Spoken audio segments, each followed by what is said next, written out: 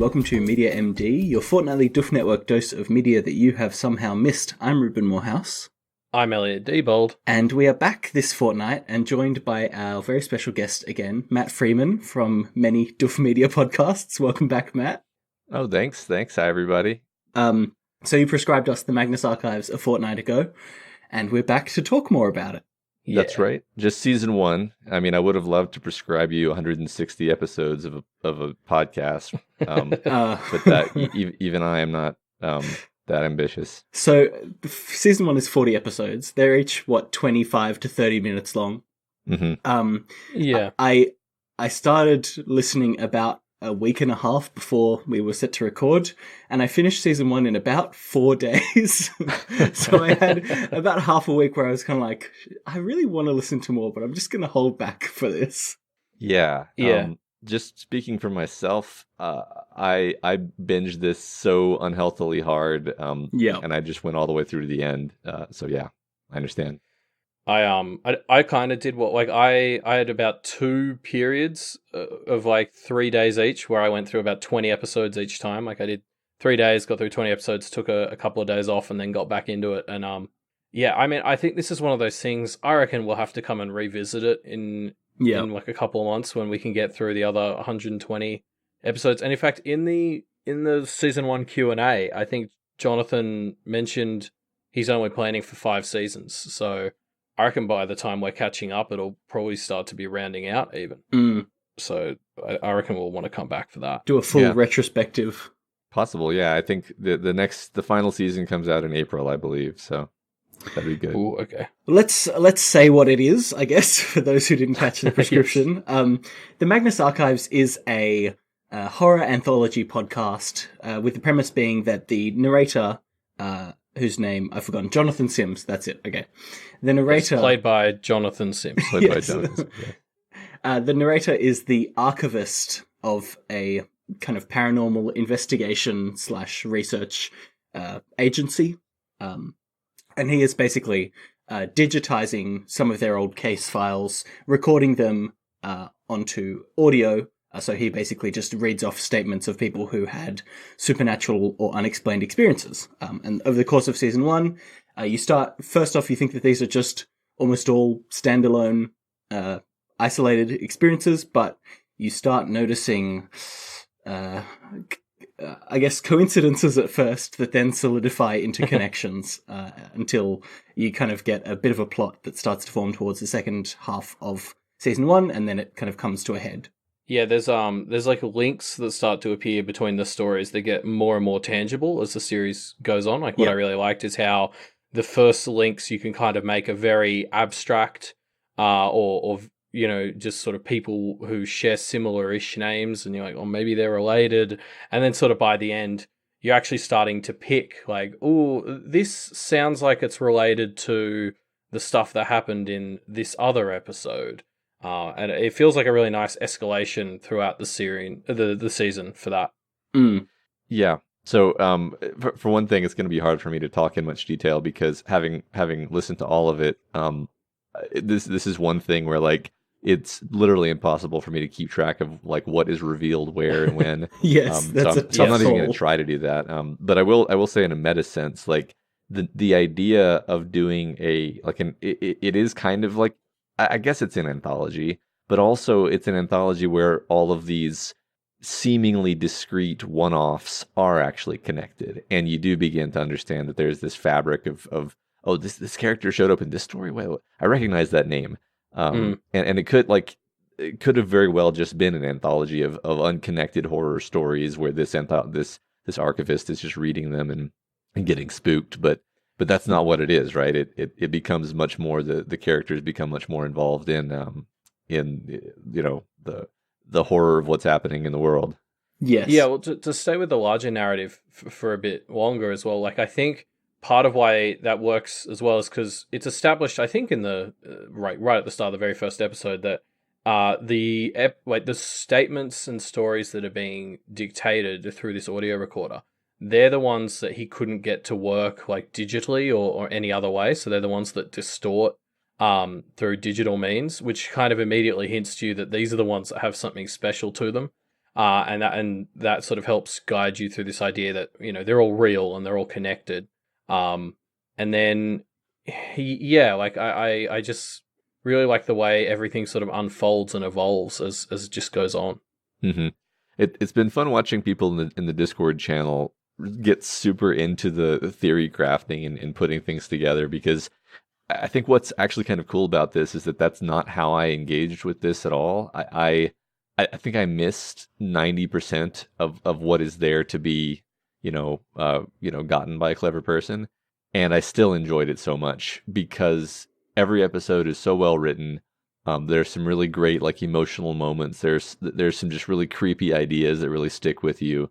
I don't think it scared me that much, but it definitely created some images and scenarios where I was just like, man, that's creepy, that's messed up, and I appreciate the originality, and I'm definitely going to click play on the next one immediately. Yeah, I think it's worth talking about the idea of this being a scary show, right? Because horror is something that's so interesting in that, especially for a podcast, which is only an audio medium, your experience listening to it will vary greatly based on whether you're listening to it on the walk to work or listening to it in your bed late at night, both of which I did. Mm-hmm. And I can say, in your bed late at night, it's a really spooky experience. Especially, I'm at home alone at the moment. Everyone else has gone on vacation, and so you sort of listen to this late at night, and then you turn it off, and then there'll be just a clonk somewhere in your house. Very normal sounds, usually, but there are actually a number of stories in this season which are built on the premise of, it's normal to have sounds in your house at night, but not in this case. Uh-huh. So that was a pleasant experience. Yeah, I actually felt that when I got more scared by it, I think it left more of a lasting impression on me. So the episodes that I listened to the first episode late at night, the Anglerfish, it's called, and I listened to an episode called The Upstairs Neighbor late at night, which is the one where the neighbor upstairs is making a meat insulated house. And these two have really stuck with me a lot. And I don't think it's because they're significantly better or different to the other episodes. I mean, I think the first episode is probably one of the best, but even so, I think it is just because these ones actually scared me, and so they just stick in your brain more. Yeah, sure. I think that's very true. Some of them definitely influenced me more than others, and I think that if I think back, it's like, oh yeah, that was when I was alone in my house at night. Yeah, totally. I think the exception for that to me was episode 15, The Cave. I get a bit claustrophobic at times, and that was basically an episode built around triggering claustrophobia, I think. So it didn't matter where I listened to that one. That one actually took me a day and a half to get through, because I kept getting a few minutes in, and then I was just like, no, I can't. That one just really got through to me. It was very well performed and written, and I'm sure we'll touch on all that a lot more. I do just want to backtrack a bit because I had something I forgot to bring up before. We're talking about how they all connect the episodes a bit. I do want to say I think that's some a slight criticism I'd have of the show is I think it's a bit too obtuse in how it reveals those connections. Often the episodes will open with Jonathan reading the case number that he's dictating, and then later on in other episodes he'll be like, yes, this reminds me of case blah blah blah, and reads out the number again, and it's just, I don't remember what the number was. Yeah, of course. Could you just say give us a one sentence summary of what it is as well? I just think if you're going to call out in those cases that there is a connection, I think it might be a little bit better if you just spelled it out. It definitely rewards people who are getting crazy about it, but a lot of the time for me it was just a bit much. Even just having the case number in the episode title would really help, I think, because then you could scroll through and be like, oh yeah, it's anglerfish or whatever. But if it's just, episode 1 anglerfish, and you have to start the episode to find out that it's case 0234116, it's kind of you can't connect some of these dots. Right. And same, sometimes, Jonathan would be like, that name sounds familiar, but I don't remember where from. And when I was 10 episodes in, that sort of thing was like, oh, cool, I can go back and refresh my memory on what these were and figure it out. And then when you're about 30 in, it was just kind of like, oh, I don't know. I don't Yeah. know where that's from. I'm sure it'll come up again. I'm sure he'll explain it to me eventually. Yeah. Yeah, Yeah. exactly. And I Right. think Yeah. most of the times it doesn't matter, but there are probably a few where it is quite important. I mean, the end of season 1, it ends with one of the characters, Sasha, being replaced by something, some kind of monster. And we kind of get hints at this, and then Jonathan says, like, oh, and these 2 cases have gone missing. And looking those cases up, it's the ones where her voice appeared on the recording. The other 2 ones where she was involved in the recording. And it's the kind of detail that I think is actually probably important to get a hint at what's going on. Not just like, you can miss this one and it'll be fine. Although, obviously, I don't know how the rest of the show plays out, so maybe that's not true, but... No, I think it's that thing where it will be explained more later on. Like, these are Easter eggs or bonus clues. I just think, I don't know, as someone who usually likes to chase all the bonus clues, in this story, they were sometimes a bit much of just like, where I felt like I was stressing myself out trying to connect them all rather than just enjoying the story and enjoying the clues I was seeing. Yeah, I think that's interesting. I mean, there's something different about the like audio narrative format to me, where like for some reason, if I'm reading a book, I'm much more likely to remember like a very very specific detail. But in these books, like I it took me a long time to even like understand what the Magnus Archives was going to be, and thus realize I should be paying attention to names. Like they probably mentioned Jane Prentice like 5 times, where I was like, oh, this is the thing. This is a thing in the background of the story that's going to matter. Okay, I need to pay attention to this.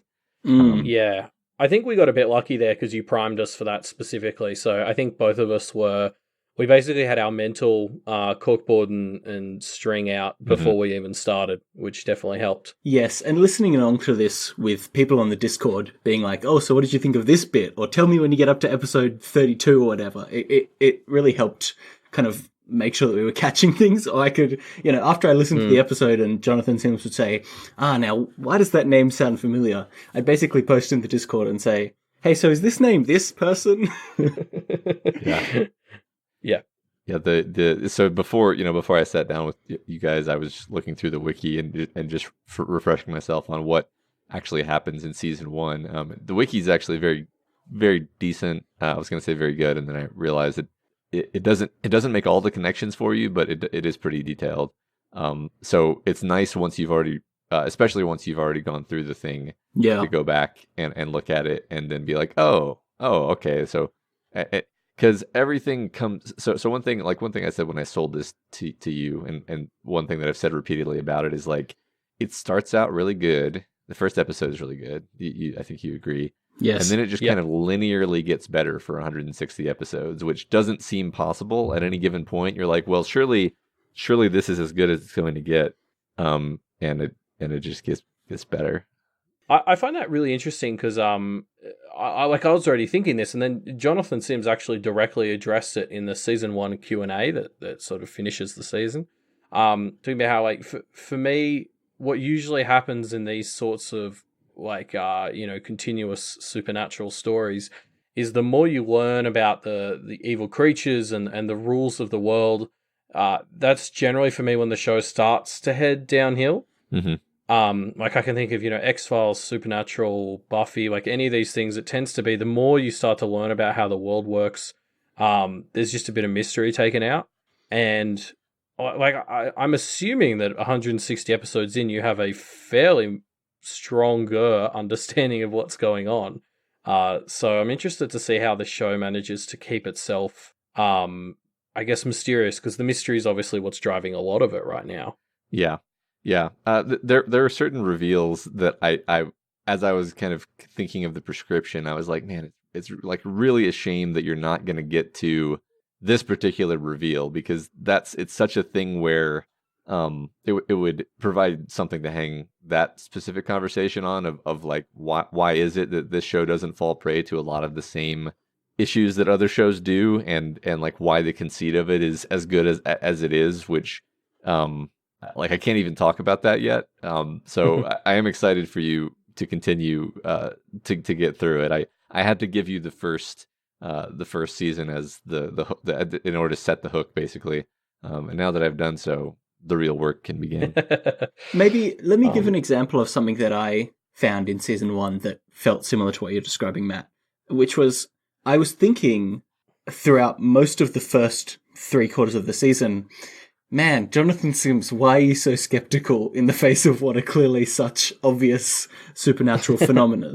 And this is kind of a like... Especially since he has accepted that he believes in the supernatural, and he also knows that these are the cases that for some reason refuse to be digitized. Yes. So it's kind of like, come on, Jonathan, like, what are you talking about? Yes, but actually in the finale of season 1, we have a conversation with him and one of his research assistants where he says, like, I've got natural skepticism, of course, but actually I do believe in most of these things. I just think that if we do get embroiled in some of these supernatural cases, it's safer for people to think that I don't believe these things. And I'm like, man, that's a really good explanation. And I suspect that there are a few other things like that answer some of these little niggling questions that could just be like, oh, it's the format, whatever, but actually there's a deeper reason there.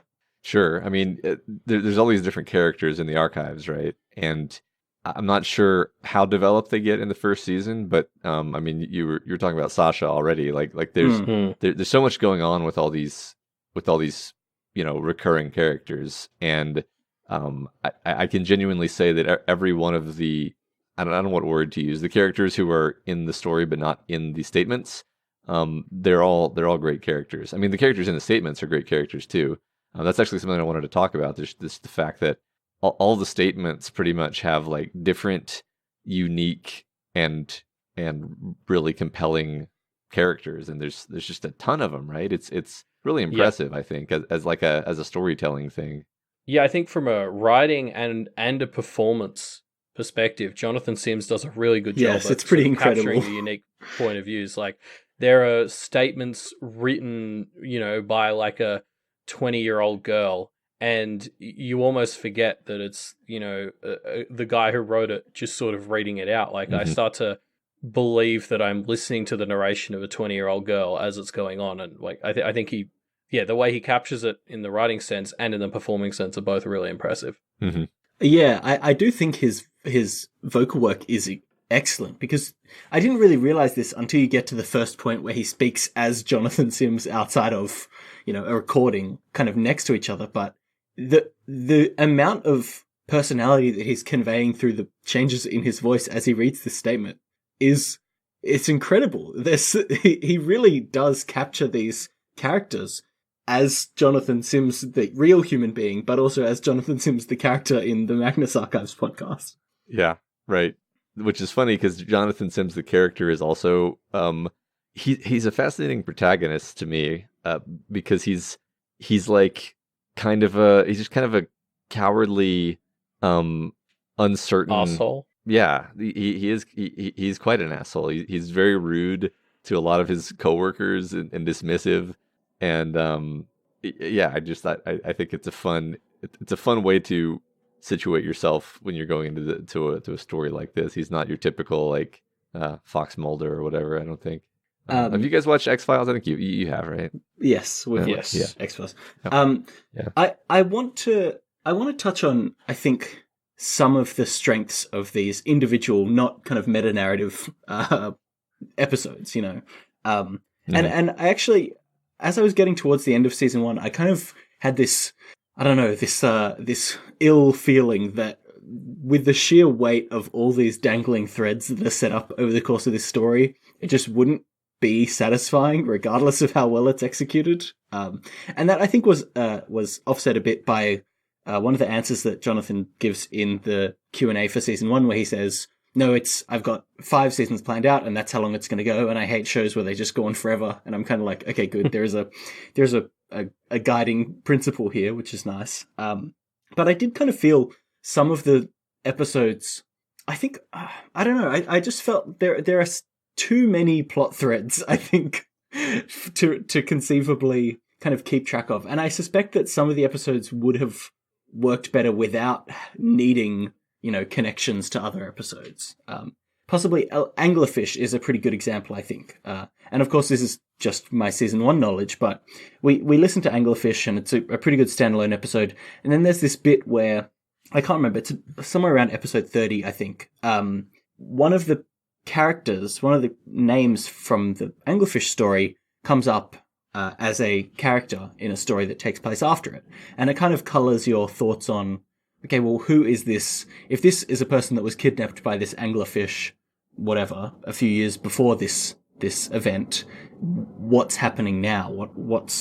How does this relate? And it made that episode not land as well for me. The second episode, it didn't really change anglerfish, of course, but the second episode where I was kind of in my head thinking, how does this relate to the anglerfish episode? And it just kind of, I think it softened the impact that this story could have had if it was just a standalone story. I want to respond to that, but just quickly, I think a plane just flew past you, Reuben, and it sounded eerily like some of the background music they use in the Magnus Archives. That was a very weird moment hearing you say that as the sort of tone came in. But I'd actually disagree, just because that one with Sarah, I think it was Sarah Baldwin. Yeah, something like that. The thing is there was a huge chunk of that episode dedicated to starting to establish almost this sense of competition between different supernatural entities. Yes. And I think, like, you could definitely make the argument that what you wanted is just a standalone story. But I think Sarah's involvement in that story was crucial because, like, a big part of what it's setting up there is that there's conflict between these things. So having someone tied to a different one that we've already met matters for that. Maybe, yeah. It kind of, I obviously, I still enjoyed the episode, but it didn't sit right with me in terms of, it felt like it was putting questions in my head that were just distracting me from the actual core thing that I was meant to be getting out of the experience, you know? Yeah, I think it is an interesting point because, I'm trying to turn everything into a meta statement, but like at a certain point, everything's going to pay off in a way where you're like, oh, I get it. It all Sure. came together. Yeah. The question is, was it valuable 20 episodes before that point for them to give you a little breadcrumb? Because there's the kind of people like the folks in the Discord who will absolutely take all of those breadcrumbs and make all of the possible connections that you could make in theory craft. And then there's the people like me who just blow through the whole thing to get to that reveal as soon as I possibly can. Bearing in mind that I do remember that there was this breadcrumb, and I'm like, yeah, that probably means something. There's probably this connection, but it's going to become more clear later, and so I just keep going. I don't necessarily feel like I would have enjoyed it more if that breadcrumb hadn't been there, but my whole stance toward, and I think everybody has their own stance, I guess is what I'm saying. My stance is generally like, oh, okay, cool, it's connected. I'm sure that'll pay off later, and then I just like don't really think about it anymore.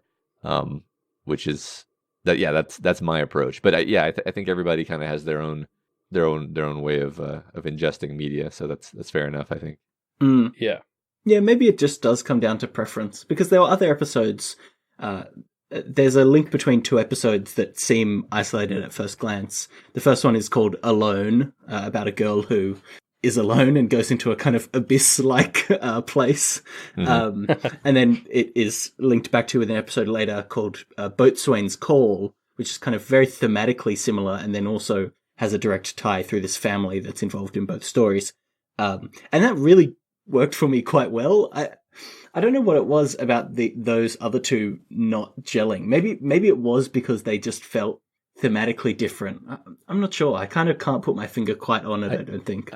I have a theory, which is that I feel like it's possible that real life Jonathan Sims is sitting there writing these episodes in, with candles burning and people chanting around him and what have you.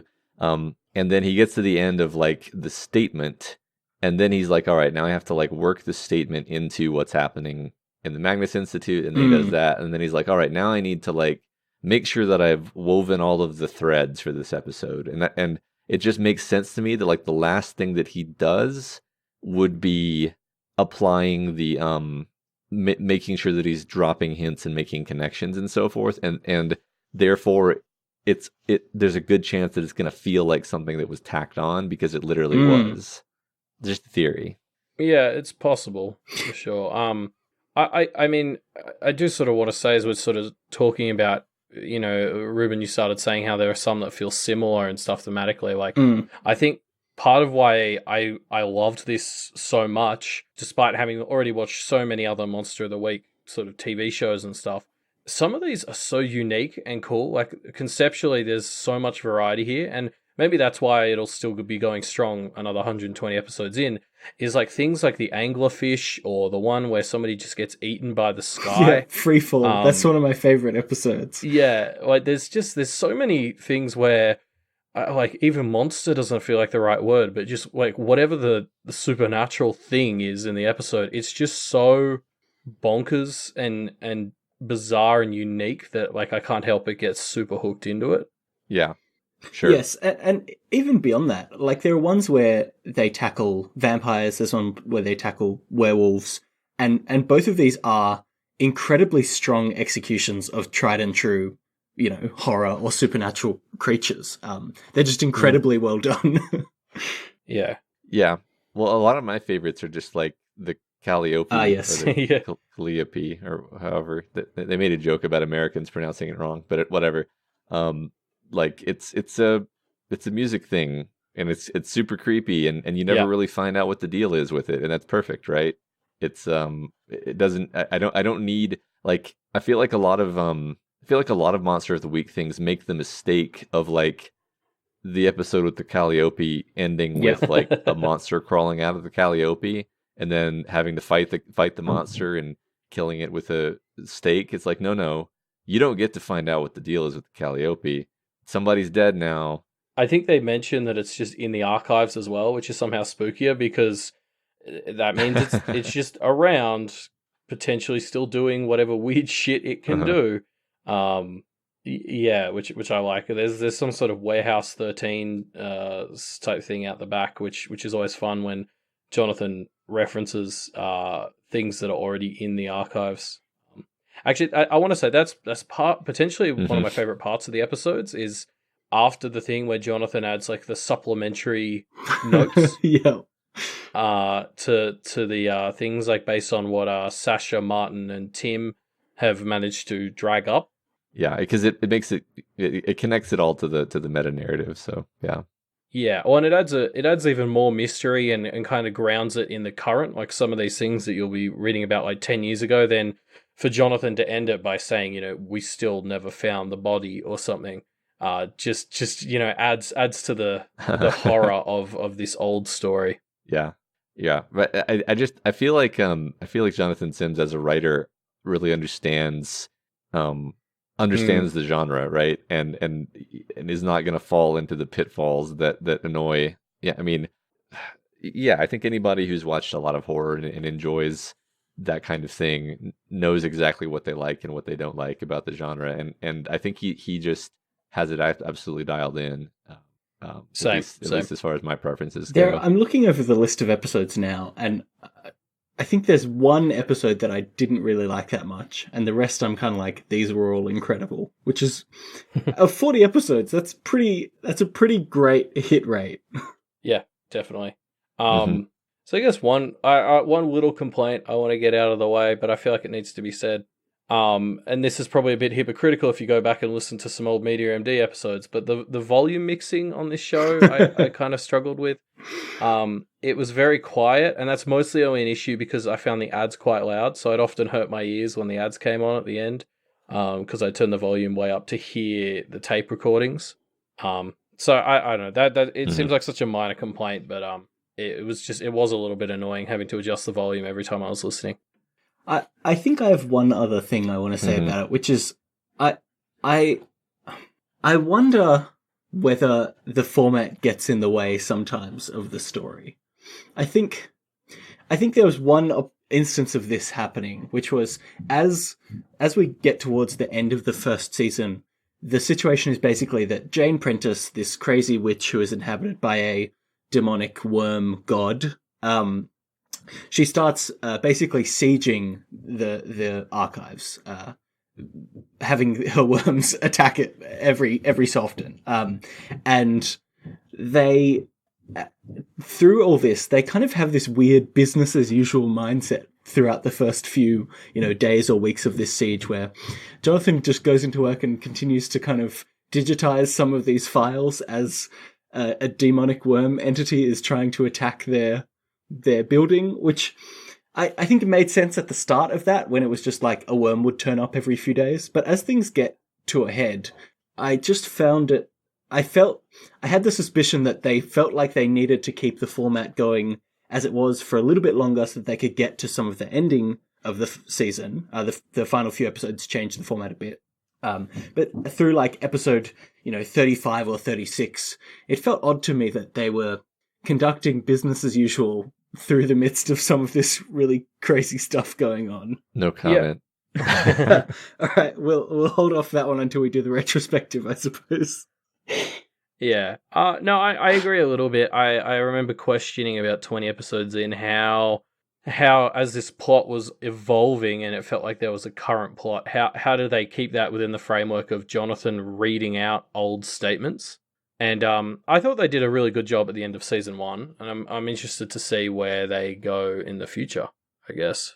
Yeah, I think I had my own. I think at that point in the story, I was just like, whatever. It's the conceit of the show. Like it's an audio narrative. Like you've got to have a tape recorder running for this to work. So yeah, I guess we'll touch more on that after we've listened more to the show. Yeah. I just want to say actually something that kind of works in those background bits and with the whole tape recorder medium is the characterization of our 4 or 5 actually, including Elias characters. Like for the first 3 quarters of the season, almost all of our characterization of these others comes from either Jonathan kind of unprofessionally commenting about them during a recording session, or them interrupting a recording session. So there's some great ones where, like, Sasha will just come in the middle of an episode and have a conversation. And I think it was timed quite well that it didn't disrupt the flow of the actual story too much, but it felt like it tied into the overall narrative in a really fulfilling way and started to make me care about Sasha, Tim, and Martin, even Martin. Mm-hmm. Jonathan hates Martin so much. It's hilarious. Yeah, it's great. I love Martin. Yeah, look, there's a lot to enjoy about this show. I really do think that the level of writing and performance in it is of such high quality that even some of these other minor complaints really do get smoothed over by the sheer volume of excellent horror story that is in here. Yeah, I mean, we wouldn't have both gotten through 40 episodes in a week or so if we didn't find it really, really good, right? And I mean, this mystery box that they've opened has me so gripped. Like, I'm so excited to see where this goes moving forward. Yeah, just to go, maximally meta, like, isn't it a clever way of doing storytelling to be like, okay, look, basically 20 to 30 minute bite size, basically one-offs, except they tie into the story. So if you didn't care for that one, there'll be another one right after it, and it'll be quite different. And you just get a constant chain of these. So like, I don't know if I know anybody who I've recommended this to who's just been like, nah, like it's very addictive in a good way. Like, it's just very cleverly like put together and organized and structured, I think, as a way of telling a story. It's the kind of show where you just want to discuss it with people as well. Like, I've already recommended it to maybe 5 people just because I want more people to talk about some of these things with as I experience it. And I mean, we saw that from the other side on the Doof Discord as we were listening to it, and people were like responding to every sort of message we put. I think it was about 30 episodes in when I started to develop my grand unified theory of the Magnus Archives, and just sort of instantly people started responding in spoilers I couldn't read, which is a good sign. I wonder if you want to give your grand unified theory as of episode 40, just so that you can be amused and listen to it maybe. later. It hasn't actually really changed with these last 10 episodes. I guess I kind of got the impression that this was sort of one of the themes that was running through this was like fear is something that controls you. And so like, I think what's happening is there's these distinct groups of supernatural entities that are all themed on like basic fears. So, like there was the caver one, which was like claustrophobia. There was the guy who got eaten by the sky, which I think might be agoraphobia. There's a lot of stuff to do with hands and people getting body snatched in the same episode. So I'm thinking there's like a grabber or stealer group. And basically these groups are all sort of competing for control over humanity by seeding their base fear in more people, because they either seem to be attacking people who don't have the fear or people who are already terrified of it, and these are the ones who they usually let spare and or to kill and validate their fears, like the was it the spider person who then Jonathan Sims is like, oh, it's probably nothing, but they were found dead covered in webs. Which, come on, Jonathan, like, let's be real. Yeah. But as if that didn't seed, like, a bit of arachnophobia in people in world. So that's sort of what I was thinking. Like, I was trying to cluster all the episodes I'd listened to and build like a list of distinct groups. Like, obviously Jane Prentice and all the bug-related ones would be some sort of group built around bugs or fear of creepy crawlies. Awesome. That's delightful. I can see that you have your yarn and your pins out, and you've constructed an elaborate that was definitely part of the process. Absolutely. There was a moment listening to the first season where I genuinely considered getting a cork board just so I could start tracking some of these connections.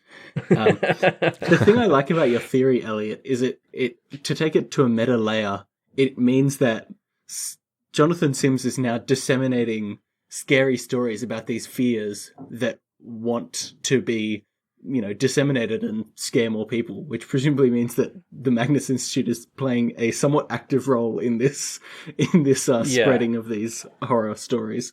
Well, as you brought up there, they're funded by the Lucas family, who are involved in two things that both had to do with people getting really isolated. So that might be some sort of loneliness. They might be part of some loneliness group. Yeah. But like, there is the weird distortion. So I don't know if maybe secrecy is. I mean, Michael, who is part of like the grabbing, body snatching group, he was complaining that the Hive group, the Jane Prentice is part of, is too rash. So there seems to be some bigger plan that I don't know if that really fits with what I'm thinking, but I really like that as something that ties in with Jonathan as well, because he's someone who is a bit of a coward but likes to pretend he isn't, and he tries to be very skeptical. And so I think the idea of he's someone who is a lot more controlled by his fear than he realizes, and so I'm interested to see if that goes anywhere. Good stuff. Reuben, do you have a grand unified theory? Do I have a grand unified theory? I suspect I probably haven't dived into it as much as I could have. Like, I think there's more that I could do to explore some of these connections. A fun idea I thought was, Jonathan mentions towards the end of the first season that he wants to make sure that he records a lot of stuff so that the next archivist who comes after him, as he came after Gertrude, wouldn't be so in the dark. And so now I started questioning the meta narrative of this show and thinking like, hey, maybe I, as the audience member, am now the next archivist, and I'm here kind of listening through these old recordings to try and figure out what happened, which isn't really a unifying theory, but I feel like it would be a cool little Could we just state format, for the record, twist. There's absolutely no way Gertrude was this bad at her job. Like, this is clearly some supernatural fuckery shenanigans. Someone messed up all her ordering. Like, I've never believed that from episode 1, that he walked in and it was like, oh, this is such a shambles. She clearly didn't do her job. And it's like, there's a conspiracy here, and Jonathan, I think, is maybe finally starting to see that in general.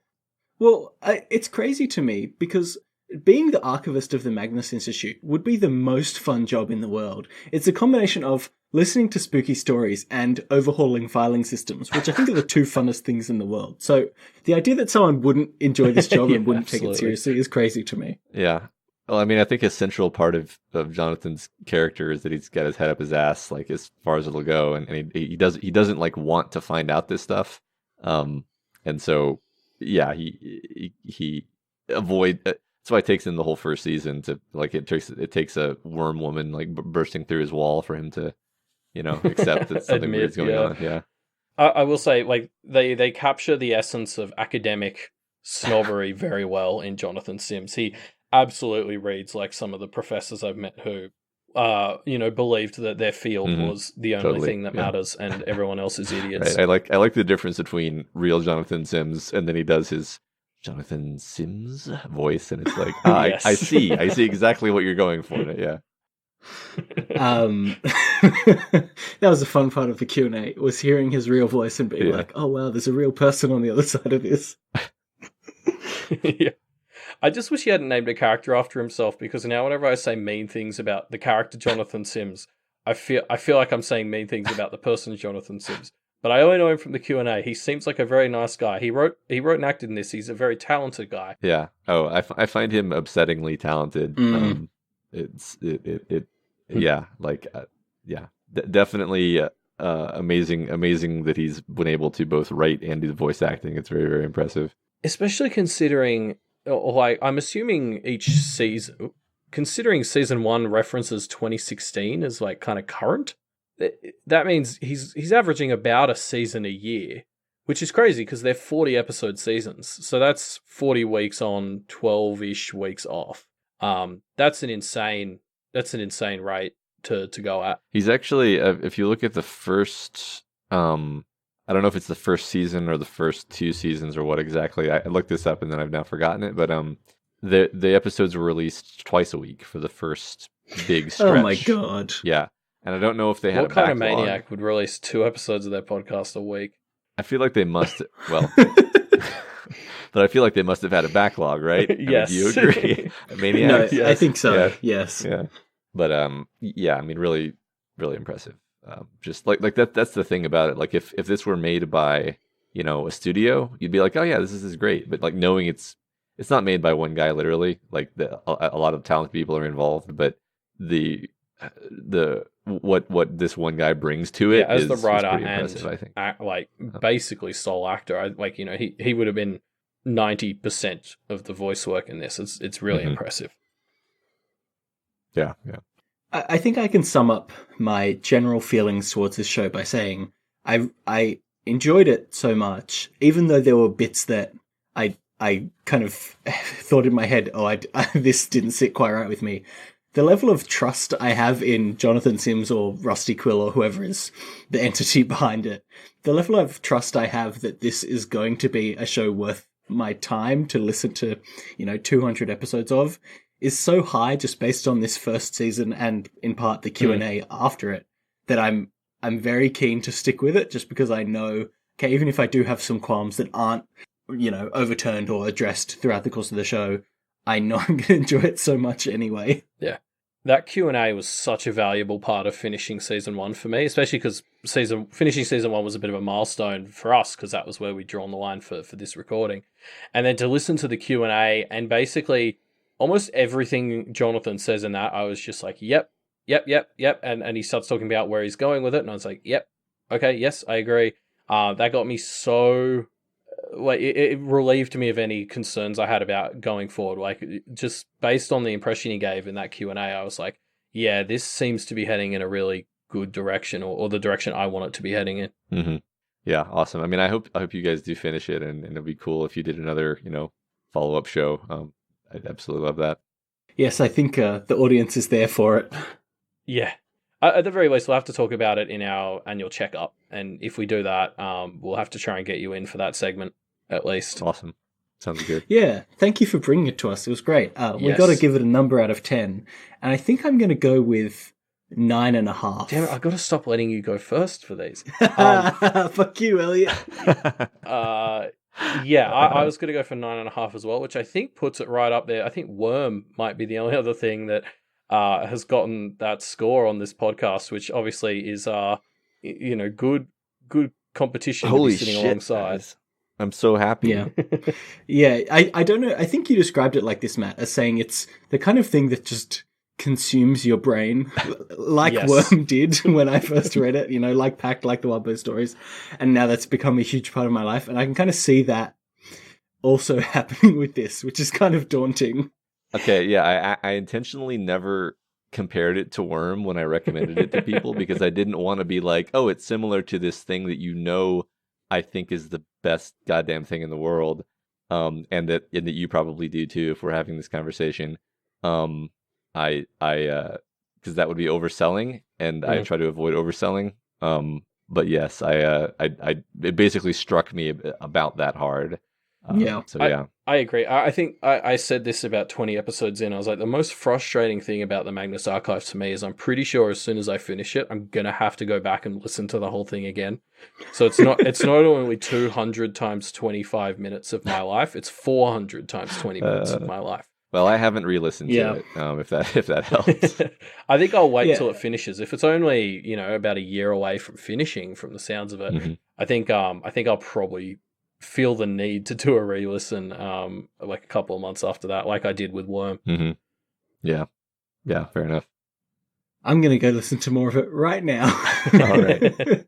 Thanks, Matt. Thank you for coming on, Matt. It was really a great thing to be introduced to, so I'm really happy that you came on the show. Well, yeah, I appreciate the invitation. I'm so glad you guys enjoyed it. So enough about the Magnus Archives. Let's talk about what we'll be talking about next fortnight. This time I'm bringing you something, Elliot, and Matt, you can just stay over there. That's fine. So, Elliot, I'm bringing you a show called Mindhunter. Have you heard of this at all? Vaguely. It's on Netflix, right? Yes, it's a Netflix original. It's about serial killers or something? Yes. So, I guess the backstory to this show is it's based off of a book called Mindhunter Inside the FBI's Elite Serial Crime Unit. This is a book written by a guy called John Douglas, who was one of the founders of this unit inside the FBI that was responsible for really putting together a lot of what we now know about serial killers, serial murderers. As serial killers started becoming a thing in the more modern day, this was really a new type of criminal. And so the FBI needed to put together a new kind of group to start investigating these types of crimes, and John Douglas was one of the first criminal profilers who helped build this unit. I think I remember reading years ago, and maybe this is the same guy, because I read years ago, there was like a really long article sort of briefly going over the history of, the people who started this FBI, or basically started the trend of developing psychological profiles for people. Like it was kind of laughed off by a lot of people that you could psychologically profile people like this. And I it's been so long ago, I don't remember the details, but the idea of the article stuck with me because it was so cool. Yes, and that's it's probably the same group. John Douglas is one of the pivotal figures there. And the show is a kind of... I guess it's kind of like a mix between true crime and also like a dramatized version of the story of these people. Okay. Although the characters in the show are not like one-to-one mirrors to the actual people that existed. So the main character, Holden Ford, is more or less based on John Douglas, and then his partner, Bill Tench, is kind of an amalgam of two other people, and it's kind of, that's the star that it goes with. So it doesn't necessarily stick 100% to the facts of these people's lives. It kind of dramatizes their personal lives and plays it relatively, as far as I can tell, close to the truth with the way that some of their initial cases unfolded and stuff like that. So based on a true story? Yes, definitely. Definitely lets itself be more dramatized to allow the personal lives of these characters to have more kind of nice thematic parallels with the stories that they're investigating, stuff like that. Yeah, so they've taken an artistic license, basically, with the truth. Yes, exactly. So, have you ever seen the movie Zodiac, Elliot?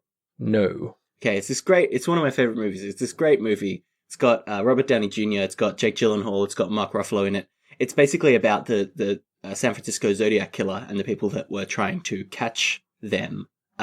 This is a movie directed by David Fincher, who is kind of an executive producer of this show, and very definitely like helped get it made. He put his name on it. He directed 4 episodes of season 1.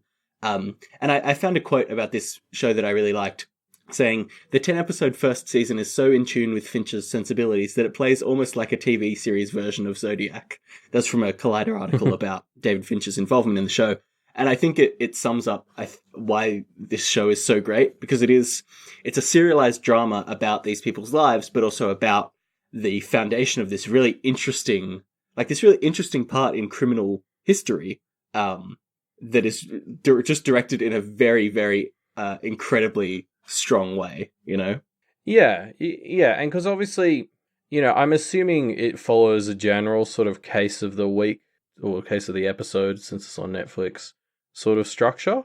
No, it doesn't. It doesn't. It's No? more of a arc-long story than it is a case of the week. Usually there's a serial killer that they are more or less interacting with over the course of the arc. Of the season. A kind of main serial killer that is, a real case. Yeah.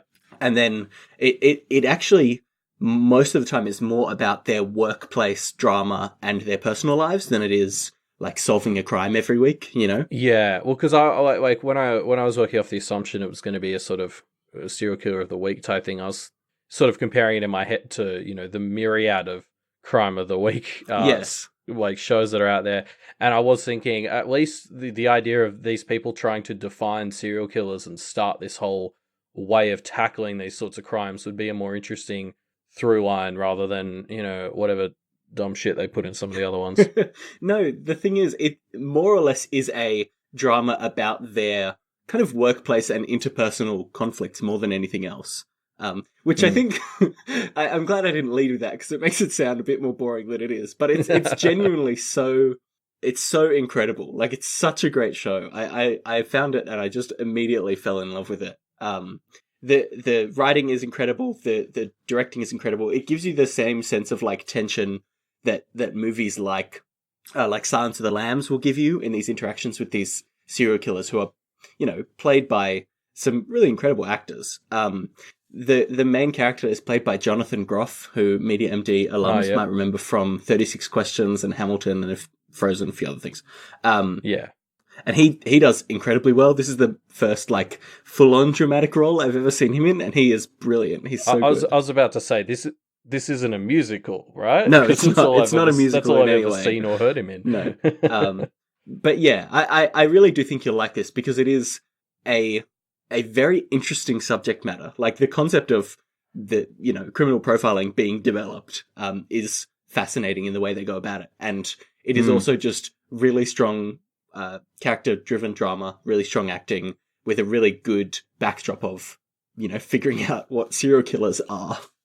Yeah. I mean, like, we've had shows, like this is going back to a more weekly format, but like The Good Wife was really a drama with some legal cases tacked on, and this sounds like it's just solid drama with serial killers tacked on. Yeah, I don't think tacked on is the right wording though, because it is like fair.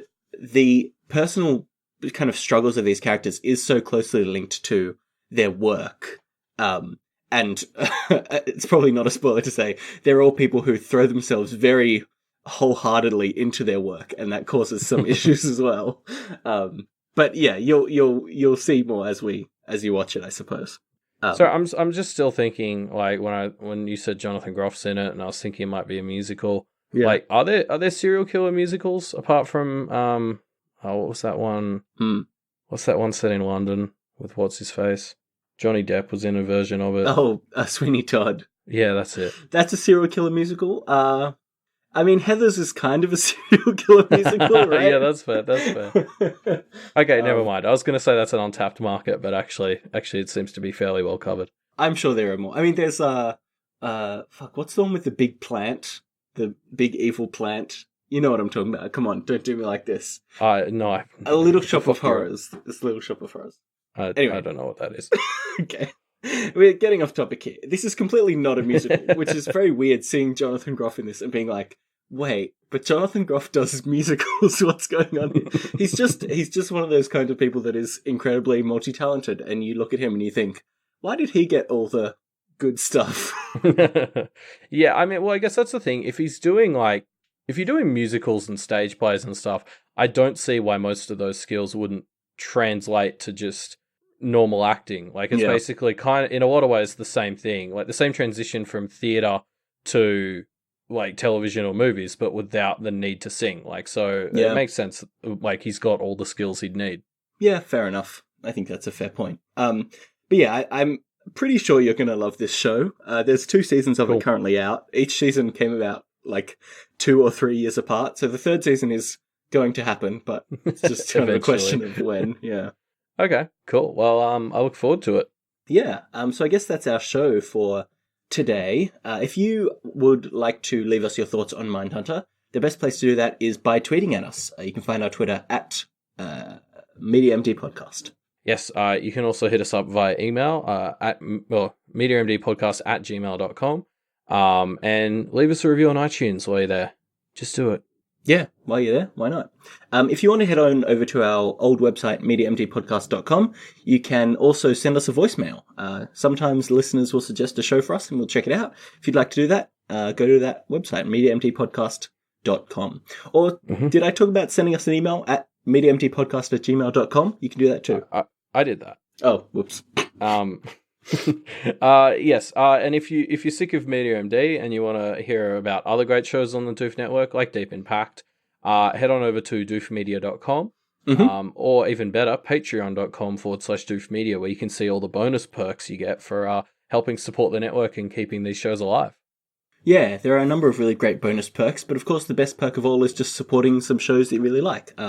Deep Impact, our other show, only really exists because it's only, I think it's fair to say, the amount of effort that goes into doing 2 to 3 podcast episodes a week is really helped by having people who not just care about the show, but support it financially. Absolutely. And it means that we're willing to do things like All Packed Up, the 24-hour live stream that we're doing at the end of Deep Impact. Yeah. Which, actually we should talk about, because I don't know if we've talked about it on Media MD before. No, we haven't. Deep Impact is coming to an end in about a month and a half, 2 months. Yeah. And to celebrate it, we're going to do a 24-hour long live stream where we do a variety of Pact-themed activities. If you haven't read Pact before, there's still time to catch up. You could read maybe 2 to 3 chapters a day and you'll catch up, which sounds like a lot, but it's hard to read less than that once you get hooked on it. Yeah. Unless you're keeping pace, like with Bobo's writing for an insane reason like we did, it seems like a book that you could get through very quickly. Yes. I think I read it in about a week and a half the first time. But yeah, so check it out if you haven't, and tune in for the live stream on March 7th for 24 hours. Anyway, for more information on all of these things, you can head to doofmedia.com, where you can find our Twitter, all the stuff we mentioned, as well as all the previous clues for the Media MD ARG. You can help us figure out just who is Dr. MD and why are his mystical books so enthralling. Elliot, why don't you tell the listeners this fortnight's clue? Repetition. Repetition, and we'll see you next fortnight.